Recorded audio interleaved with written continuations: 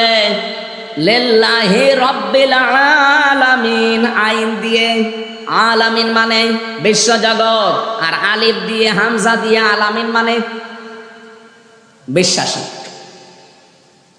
কোথা থেকে কোথায় অর্থ পাল্টাচ্ছে কোনোদিন খেয়ালও করেন নাই, কোরআন পড়ে চলে যাচ্ছেন। এই জন্য কোরআনের নির্দেশ আমাকে পড়তে চাইলে শুদ্ধ করে পড়ো, স্পষ্টভাবে থেমে থেমে পড়ো।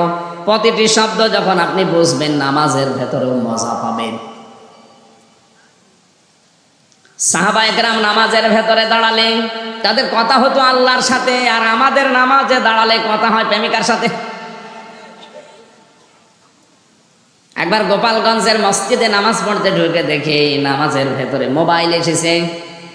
ও নামাজের ভেতরে মোবাইল বের করে বলছে, হ্যালো আমি নামাজে আছি।